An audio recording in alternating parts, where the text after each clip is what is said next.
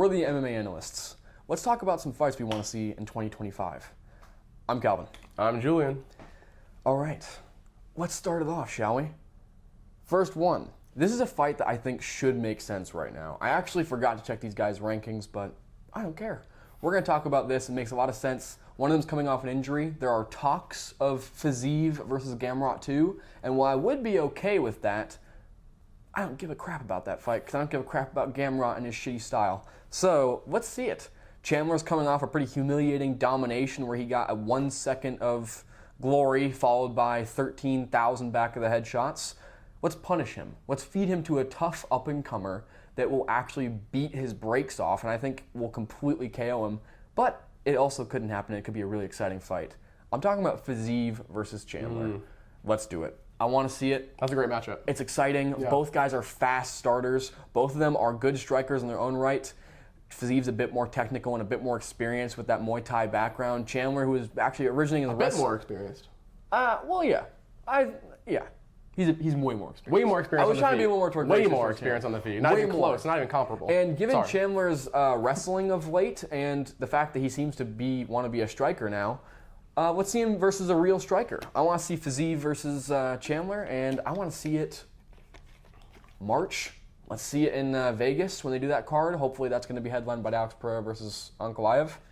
Let's see it. That's my number 5 fight I want to see next year. Great, yeah. My number 5 is actually a rematch. That's why it's number 5, is because all the other ones ahead are not rematches. I really want to see Petr Yan fight Sean O'Malley again, but this time I want it to be 5 rounds. Oh, yeah. And yeah, I mean, you might remember from another video that we're a bit of Petr Yan fans, and I mean, you know, not trying to make it too obvious, but I think that in a 5-rounder, Petr Yan definitely beat Sean O'Malley. And I think a 3-rounder he already did, so. Exactly, like he arguably beat Sean O'Malley in the first fight. It's contentious. It was a fun fight. Everybody seems to, you know, maybe not everybody, a lot of people seem to like them both. It's a fight that makes sense. I mean, the division's in kind of a weird spot right now, right, with the title, so you might as well just have the rematch, see who really deserves the title shot more. And I mean, just like your fight, it's going to be great. I mean, there's no worry of Petr Yan versus Sean O'Malley 2 5-rounder being a bad fight. Like, that's just not going to happen. And it makes complete sense. Petr Yan might actually deserve a title shot, but whatever. Make these guys work. I'm all for it, unless they're Dagestani, of course, UFC. Let's see it. Yan versus Sean O'Malley. Sean O'Malley was a former champ. Defended once against Cheeto. Okay. And then got beat by Merab pretty badly. Yeah, it makes sense. Yan's been dominated by Merab, so maybe now's not the time to give him a title shot. Really close fight last time. A lot of people called robbery. Some people said it was close. I think it was not quite a robbery, but on the verge of. But I think Yan definitely won that fight. I mean, let's be real. If that knee didn't happen. That knee didn't happen? A lot of things would be different. And if Sean O'Malley wasn't an up-and-coming star that the UFC was banking on, a lot would have happened also. Absolutely. All right. Well, my number 4 fight that I want to see is sort of random, but to me is one of the most exciting fights in the sport, and that is Carlos Prates versus JDM. Oh, yeah. I am loving the welterweight resurgence we're happening right now. Oh, yeah. I'm loving all the new talent coming in. I'm loving the shift from a wrestling-dominated division to a striking-dominated division, and I just think that Prates is, of all the fighting nerds, the one that I think has the best chance to make it to top 5, mainly just because welterweight isn't that high skilled compared to the lower weight classes. I also think Brawl will do pretty good at middleweight, but when it comes to like the fighting nerds in lower weight classes, it's like you just don't know how it's going to go since it's so competitive and so cutthroat. So I would really love to see Prates versus JDM at some point, maybe after JDM's next win. You know, I think that, to me, like, it's not a fight that I'm expecting to happen, but it's a fight that I really want to happen. I think if JDM gets one more win, he gets a title shot. Yeah. But I can also see them just not, you know, because they randomly just don't give people title shots. Randomly they don't. You know? I think they might with JDM, but they might not. He doesn't have a big mouth on him, and they really like people that are much more personalities. Exactly. But I agree. I would love to see Prates versus JDM. That's a fight I really want to see down the line. One I think we probably will, but also Prates has not fought anyone of note yet. Right. He is looking really good and really strong and really brutal, but he has not fought anyone of note. I should have said, like, this is like a fight that would happen later in the year after maybe one or maybe 2 Prates wins. He's fairly active, and I really think that, like, if he starts us out cold, someone in the top 10, I mean, they're just gonna give him a high-ranked person or top. I definitely think so too. I'm seeing shades of Alex Pereira with his activity and also the way he's KOing and his build. I'm seeing a really big star they can make here. I want to see it. I just want to see it because it's a good fight mainly. I mean, that's what I'm here for. Yeah. Now, this list, a lot of the stuff in here is just going to be personal fights we want to see. It might take certain matchups happening to make them happen, but this is all just personal shit. Yeah, this is just our, you guys have a problem with that or have a different opinion? put it in the comments. These are the fights we dream about, all right? Exactly. Don't criticize us. Exactly. All right, let's go. Number 4, Strickland versus Whitaker. This is a really exciting fight. I'm not one of these people that thinks that Whitaker's time is done officially now that he lost to Hamzat. His teeth went backwards and he tapped. It wasn't really a submission in that way where he was going to go out cold. Yeah. I still think it was very dominant from Hamzat and showcased a lot, but also I think that in another fight where he doesn't break his teeth and he's fighting the grip like he was for the minutes before that happened, I think that this fight could be different. I think that Hamzat's gas is a little bit questionable, and I think if that goes out of the first round, it'd be a bit of a different fight, and I'm hoping to see it down the line. Yeah, Rob was doing everything right, too. Me too. I want to see Strickland versus Whitaker. One, these are two top-level guys, both former champs, that I want to see fight. It makes sense. It's kind of crazy we haven't seen them fight yet. It kind of seemed like the fight to make, actually. It seemed like maybe, Izzy versus Dricus was happening. We should have gotten Whitaker versus Strickland instead of Whitaker versus Alaskarov and Strickland fighting Costa. That didn't make any sense. I think Whitaker and Strickland should have fought each other and then should have gotten a title shot out of one of the two of them. But nope, we'll just keep giving Izzy title shots. That's what the UFC likes to do. Of course, thanks, Dana. Yeah, but just keep giving him high-level fights, guys, because he's just going to keep losing, apparently. But yeah, I really want to see this fight. I think they're both really good strikers, very different styles. I think it'd be very interesting to see who matches up better with the other. Nice clash. It's like you don't really see like a really harsh clash of styles in MMA when it's just between two strikers mainly, but it's like that's kind of what they are, and it is going to be a really weird clash, just like with Izzy and Sean, but in a different way. And I also think that this should just be a 5-round good main event, and I actually just don't think we're going to get a KO. I think both these guys actually have good enough chins and good enough defense where we're not going to get a KO, and we're just going to get a really good, I think Robert is going to force Strickland to throw way more than Costa does because of his blitzes. So I think that we might see Whitaker pull ahead with the blitzes, or we might just see Strickland's defense getting better and better and him gaining confidence. But either way, it's a fight I want to see. Yeah, that's a great fight. I mean, that's definitely a fight that needs to happen. My only worry is it will just become a jab battle, and they're just only going to be throwing their jabs. I don't think so. I think the way that Whitaker's fighting these days, he's making reads, and he's really going in for these blitzes hard. He's doing extended combinations against Costa and Alaskarov. And I think he's got this. I think he'd get the win over Strickland, but Strickland has impressed me a lot in the past. But I do think this matchup could be likely. Dricus versus Strickland isn't far away. It's pretty close. February. Rob said he wants to come back at International Fight Week in July. I think that if Strickland loses, which I think he will, because I think Dricus is just looking a bit better, and I also think that he actually looked a little bit better in the Izzy fight than he did in the Strickland fight. I think that we're going to get a Dricus decision, maybe late TKO, I could see. Yeah, I mean, Dricus actually game plans, and Sean does the same thing every time, but too. Sean could surprise me. His game plan is simplistic, but it's clearly effective. He's really good, and he's had the most competitive fight with Dricus so far. He is way more competitive than Adesanya, so we need to stop underestimating Sean, but I think it'll be a great fight. And again, Rob arguably beat Izzy, so let's not act like Rob totally schooling Sean is out of the question. They both could potentially school the other or have a close match. I mean, yeah, I don't know what's gonna happen. All right, let's go to my number 3. This is a fight that I think all the MMA fans want to see, and I think that it maybe is not earned, but I think a lot of things in UFC are not earned. Umar Nurmagomedov is getting a title shot of Corey Sandhagen, so I think we can give Ilia Topuria a shot from beating Volk and Max back-to-back, and then defending either against Volk or Lopez. I think he can get a title shot. I want to see that this year, upcoming 2025. I want to see Ilia versus Islam on a card. Islam's been talking a lot of shit. Ilia's been talking a lot of shit. It's what these guys do. It's what their gyms do.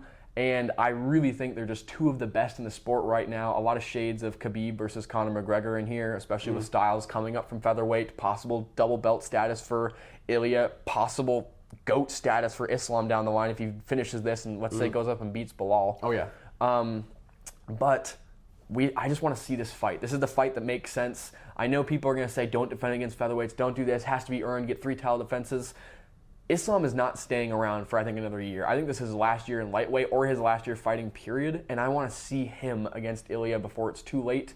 I think that's why Ilia was talking about going to 155, to force Islam into the situation, and I think he's going to. I think we're either going to get Ilia getting a really good defense and Islam beating Arman. We're going to get this fight late next year, or I think we're going to see Ilia vacate and chase after Islam and chase after legacy, because I honestly do think, as much as I don't like it, there's way more legacy for Ilia at 155 than there is at 145 right now. He's beaten the 2 best that ever did it at 145 right now. He should probably just try and do that again at 155. Let's say he just beats Charles and beats Islam. He did the same thing he just did for the best back-to-back wins ever, getting people off the pound-for-pound list. I want to see it before it's too late. And I'm sick of fights like this not happening just because people are saying it doesn't need to happen or it's not earned. Yeah. These fights just have to happen at a point. Well, I agree with everything you said because, believe it or not, my number 3 is also Ilia versus Islam. There we go. I mainly just, like everything you said, of course. The reason that this fight is so hyped for me is just because I don't know if there's anybody at 155 that is even going to beat Islam, realistically, in the next year or two. Yeah. And just because of how high level Ilia's boxing is and how potentially high level his wrestling takedown defense might be, he might be the answer for Islam. And I always think it's interesting to see cross-divisional matchups especially when the person has sort of cleared out their division, right? Islam has not totally cleared out the division, but he pretty much has. And Ilia is on the path to, right? I don't think there's many people who don't think Ilia is going to reign right now, right? So I just want the fight because, like you said, who knows how long Islam's going to be around? These guys don't stick around very long. So I mainly just want to see if Islam can just, because either way, it's a great win. If Ilia, I think it's going to be a finish. I don't think it's going the distance, personally. I think if Ilia finishes Islam, it looks amazing. If Islam finishes Ilia, it's being amazing. The reason I don't think it's going the distance is because Ilia is going to start charging forward more and more, and Islam's punching on the back foot is insanely good. His clinch knees are insanely good. His grappling is insanely good. I just think they're going to clash. I think there's no way this fight goes the distance, and it might even be a late finish, which I love. So to me, this is a dream matchup, honestly. This is a dream matchup.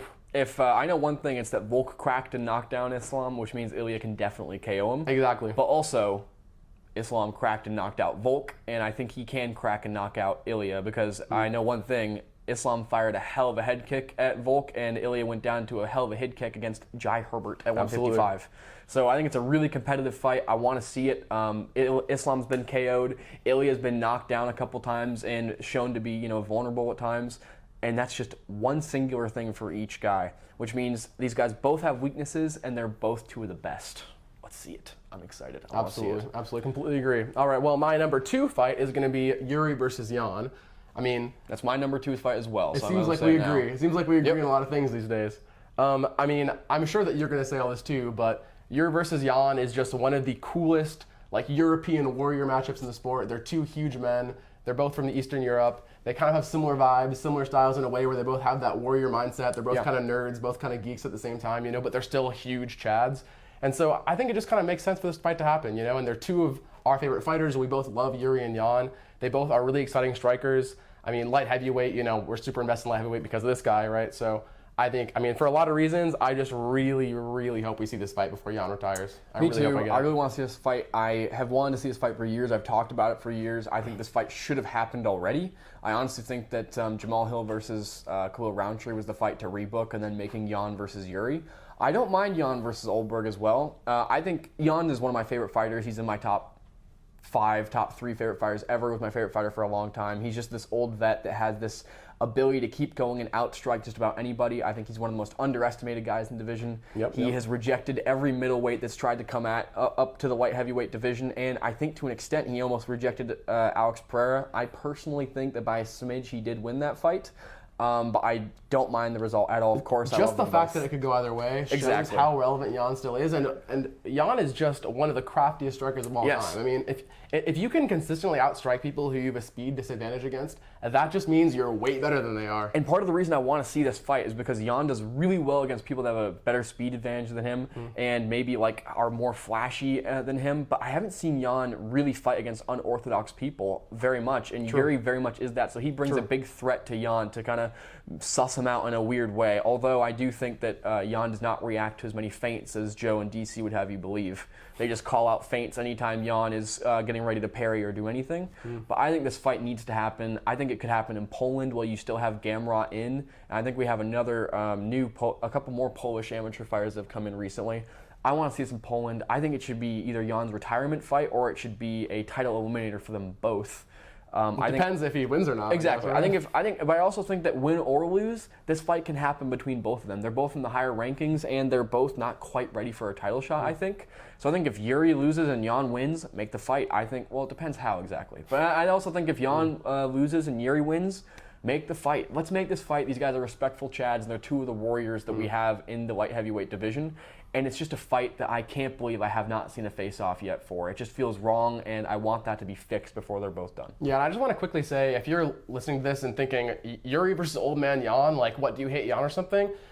just go back and watch Jan's run where he was KOing everybody. Like, that's why we want to see Yuri versus Jan, is because at their best, they are two of the most devastating KO artists in the world. I mean, they are unbelievable. So, I mean, you may not be able to say a lot of it, but Jimmy Manuwa, Luke Rockhold, Dominic Reyes, who had just beaten Jon Jones, defends against Israel Adesanya, loses to Glover, hurts his neck, is out, comes back, goes to a draw with Ankalaev. That is the actual result of the fight, if you know anything about MMA. It's just a draw. And Ankalaev is clearly one of the best. He's probably going to fight for the title next. Comes back, fights against Alex after a year off.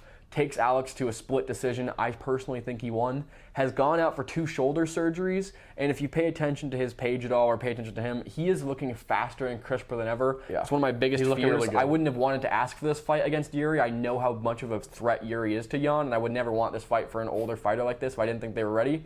And Jan is looking good, he's looking crisp, and he's looking ready. And I want this fight. I think that Jan is going to defeat Oldberg, and I think that the Jamal Hill and Yuri fight is close. I'm not sure who's going to win that, but I want to see a tournament style for Alex Pereira. I want Alex Pereira to defend against Ankalaev, and then after that, I'd like to see him do some other stuff down the line we'll talk about. But I want to see Oldberg versus Jan, and I want to see Yuri versus Hill, and if they both win, make this fight. I don't care when. Make it happen, and let's have one of these guys fight at the end of the year against each other, and then beginning of next year, if Alex Pereira is still the champ and still in the division, or if he's vacated to go to heavyweight, I want to see these guys fight for a title again. Everyone can say that Jan's old. Glover was old when he beat Jan, and Jan was old when he won the belt. You can be old at 205. It's okay. Like, being old at 205 is not a death sentence. It's not great. It makes me nervous for Jan. Alex Pereira is 37 years old, and he just dominated. He's just had a dominant year, the most dominant year of anybody. Yeah, 205, it's not that bad. And, I am worried for Jan, of course, because I do love him. I don't want to see him get knocked out cold. But ultimately, either person can get knocked out cold. We know Jan can take shots from Alex Pereira. So, especially if Jan beats Oldberg, I kind of have to lean Jan against Yuri, Yeah. All right. I'm going to go to my number 1 fight of the year I want to see in 2025. This might be a little surprising to people because it does take a matchup to happen, to make it happen on 2 sides again. I want to see Alex Pereira versus Tom Aspinall at heavyweight. I think that if Alex Pereira beats Ankalaev and shows good takedown defense, I think that it's time to see him at heavyweight. He is the only person even close to getting to triple champ status, which is without a doubt GOAT status. And I'm not sure about you, but I'm really ready to wash out the taste of the name Jon Jones associated with GOAT ever again with everything he's done. And I'm really excited to hopefully have someone like Alex come into the heavyweight division, either show a good performance against Tom, not show a good performance against Tom, show why weight classes matter, or, show that he is that guy and he is the GOAT. I think Tom keeps his chin in the air, and I think it's really possible he can chin him. I was just rewatching the Curtis Blades fight again, and I think that if Tom Aspinall does not take this insanely seriously and mainly go for grappling, I think it's actually, the more I think about it, the more I think that Alex might chin him. I think Alex is a bit faster. I've been watching some more side-by-side footage of them, and I think that Alex's weakness, which is 1-2s down the pipe, is something he's been combating recently with Khalil, and if he fights Ankalaev, he's been combating it there as well. And Khalil Roundtree is faster than Tom Aspinall. I'm sorry if you have a problem with that. Watch them side by side. He 100% is. And Ankalaev probably is a little bit too, or they're on the same level. I think Tom Aspinall is a huge threat to Alex Pereira. I think he most likely beats him by taking him down and submitting him. But without a doubt, it's a fight that needs to happen to a point because Alex Pereira is getting close to just earning it. Everyone's saying he's had a gifted run. I think he's had a really difficult one. He hasn't faced as many grapplers as most people have, but that's going to change real quick, and it's going to be shown really quick if he's at the level of Tom Aspinall. You may be wondering why I didn't choose Jones versus Tom Aspinall. It's because he did. Because, he's a very pride and proper MMA fan, which I respect, and that's why we have 2 different sides of the desk. I think Jones versus Tom Aspinall is not a fight. I think it's a slaughter. I think Jon Jones gets KO'd in 1 minute, maybe faster. I think Tom is way too fast for him, way too good, and I think Jon Jones got taken to a 3rd round against Stipe Miocic. We'll get into this more in a different video. Yes. But yes, you are right. Yes. But yeah, Alex versus Tom, amazing fight. Obviously, I want to see that too. My perspective is just a little different on it because I would rather wait until the following year after Alex has more time to train. That is fair enough. I completely understand that, but I think he's going to get all the time he's going to have. And I also just don't see Alex being, no offense, I think Alex Pereira, one of his biggest weaknesses is that he rushes into things sometimes. I think he rushed back too fast in the Jan fight. I think that fight would not have been as close if he would have taken more time off and recovered more. And I think he might do a similar thing with Tom. But I also think that I'm just seeing a lot of pressure. I'm seeing Dana White talk about it more. I'm seeing Joe Rogan talk about it. I'm seeing a lot of people just talk about Alex Pereira going up to heavyweight and becoming a GOAT or becoming something. And I think he's just going to get pushed into that. And I also think that if it's going to happen, It's going to happen at MSG next year, probably the biggest card of the year. Tom Aspinall would have probably beaten Jon Jones by now, or Jon Jones would have run with his tail tucked between his legs. And we're going to see Tom Aspinall defend against Alex Pereira at MSG. Biggest fight to make. I think it's even bigger than Jones versus Aspinall. And I think it's going to be insane at the end of this year. All right, yeah, I mean, as I said earlier, instead of, Alex Pereira, I got Jon Jones as Tom Aspinall's opponent. And the main reason is just because I don't like Jon Jones. I want to see him get KO'd. There's not really much more to it than that. Like, we're going to make a breakdown video, so keep your eyes open for that. But I also think Aspinall beats Jones pretty handily, and I just think it's the only fight that makes sense for Jones. I think that if Jones wants to be a heavyweight, he's going to fight Tom Aspinall, and he's going to lose really badly, and I'm just going to be a happy boy. I am. And that's all. That's all there is to it. There's no other reason. It's not going to be that good of a fight. It's just we're just going to see Jones get slept. So. And also the fact that I was just seeing the UFC release their champions at the beginning of 2024 and at the end, and the fact that we had 2 champs in that division that long is embarrassing to the UFC, and the fact that Jon Jones hasn't been stripped is just a clear sign of bias. Yep. There's a lot of vulgar things I would say about Jon Jones and Dana White, but I'm trying to be more of an analyst and not bring my personal feelings as much. But also YouTube. Personal feelings aside, Jon Jones, this needs to be taken care of. He's holding up the division, he's holding back the UFC, and he's holding back Tom Aspinall, who is a fighter in their prime that's willing to fight for belts, and Jon Jones isn't. So he either needs to fight or he needs to get the hell out of the division and the sport. Or he needs to drop down to 205 and get KO'd by Alex there. Right. I don't care. He just needs to get out of this position and stop holding up the division just because he's scared. And the great thing is that we are going to inevitably see some sort of matchups between Tom, Alex, and Jones, right? Like, yes. There are going to be some combinations of fights, and I'll just give another little teaser here. If Alex fights Jones at 205, I'll be picking Alex, but I would much rather see Alex fight Tom and Tom fight Jones. I think that Jones should just lose to Tom and just go away, personally. So that's what I'm hoping happens. I think if I was to say what's most likely to happen, I think that we're going to see Tom Aspinall versus Jon Jones International Fight Week next year. We're going to see Tom Aspinall get the win, butcher him. I think that's going to be pretty crazy. It's going to be talking about Tom Aspinall in a lot of highlight. He'll probably be number 2, number 1 pound for pound at the time. And I think that's probably number 2, and we'll have Alex number 3, which is going to be strange to see. But I think that's what we're going to get, guys. I think we're going to get number 2 pound for pound versus number 3 pound for pound. Alex versus Tom, that's definitely going to be for pound number 1 on the line at MSG. And I think that's what we're going to get. I think Alex is going to deal with Ankalaev in March. I think Tom is going to deal with Jon Jones in July. And I think November 2025, we're going to get the biggest fight probably since Conor versus Khabib. I love it. I mean, that's going to be an insane year, but man, I'm going to be nervous for Alex because... Me too. There's a lot of things that need to go right to make this year great, but also, if I've learned anything from MMA in the last year, it's that a lot of things can go right for Alex Pereira, so I think it's just going to continue. All right, guys, well, those are our fights that we want to see next year. I hope you guys agree. If you don't agree, leave a comment. If you liked it, like the video. If you didn't like the video, that's fine too. Let us know what fights you want to see next year, and feel free to let us know if our opinions are stupid. So, with that being said, see you guys next time. Tally-ho. Tally-ho.